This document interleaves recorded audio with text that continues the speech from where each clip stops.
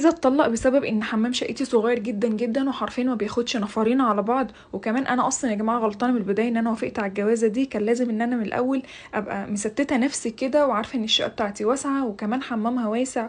ويا ريت بقى بجد لو كان فيها حمامين مش حمام واحد، يكون واحد كبير لينا وحمام كمان صغير للضيوف. وانا اللي غلطانه برضو من البدايه ان انا كنت بصدق جوزي ان احنا في يوم من الايام هنسيب الشقه ديت وناخد شقه اكبر وكمان يكون فيها حمام او حمامين كبار.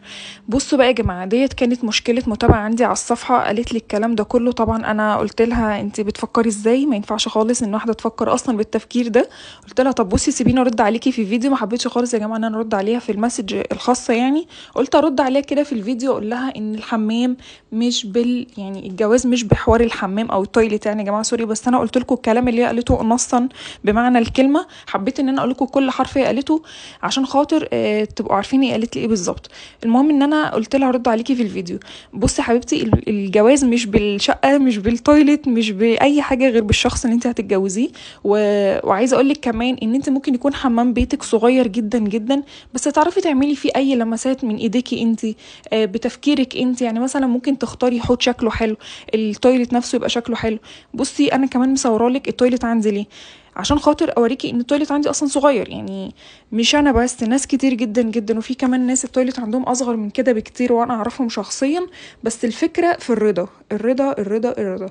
عايزه اقولك لو انت فعلا عندك رضا هتحبي حياتك، هتحبي عيشتك. مش منطقي خالص خالص اللي انت قلتهولي ابدا دوت. عايزه اقولك ان كل اللي انت قلتيه دوت في ثواني اصلا ممكن يروح، وساعتها فعلا هتقولي دي كانت نعمه بين ايديا وانا ما حسيتش بيها خالص. عاوزاكي كمان تشوفي ان انا التويليت عندي ما فيهوش اي رفوف، لسه ما حطيتش ليه اي حاجه خالص ولا مرايه ولا اي حاجه، لان انا كنت ما لحقتش خالص اعمل اي حاجه على الجواز. فقلت ايه هاجلها. بعد كده لقيت ان التويليت عندي حبيت ان انا اخليه سيمبل، ما احطش فيه اي كراكيب او اي حاجه. يا دوبك بحط فيه الشامبو بتاعي انا وجوزي وابني، حمام الكريم، الحاجات اللي هي ايه اليوميه ديت. وباقي الحاجات عندي في التسريحه شايلاها، مخصصه ادراج للتسريحه كده بحط فيها حاجه الدش يعني وكده. حبيت بقى ان انا اعمل كده يا جماعه الروتين الاسبوعي بتاع التويليت، وفي نفس الوقت اصور اللي هي قالته، وفي نفس الوقت اوريها ان عادي جدا جدا، حاجه ما تعبكيش، حاجه ما تعبش جوزك خالص. وكمان مش معنى ان جوزك قالك ان شاء الله وقعد يوعدك بشقه اوسع او يكون فيها حمام اوسع زي ما انت عاوزه يا ستي، مش معناها ان هو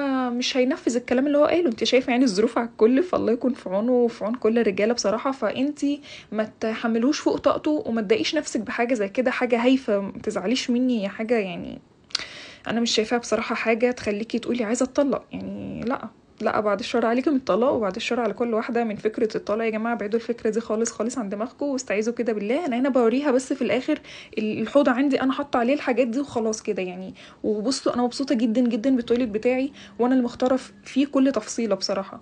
فربنا يسعدكم ويهديلكم حالكم ويسعدني ويهدي لي حالي يا رب انا كمان. وبس كده ويا رب تكون الفكره وصلت لك يا قمر. ولو عايزه تبعتيلي حاجه تاني على الخاص ابعتيلي وان شاء الله يا رب ربنا يهدي سرك وما تفكريش في الطلاق ده تاني ابدا ابدا. هنا بقى يا جماعه بوريكم الشامبوهات كده بتاعتي انا وجوزي وابني، وكمان بوريكم الهاند ووش والشاور جيل. دي الحاجات الاساسيه معايا بس كده يا حلوين.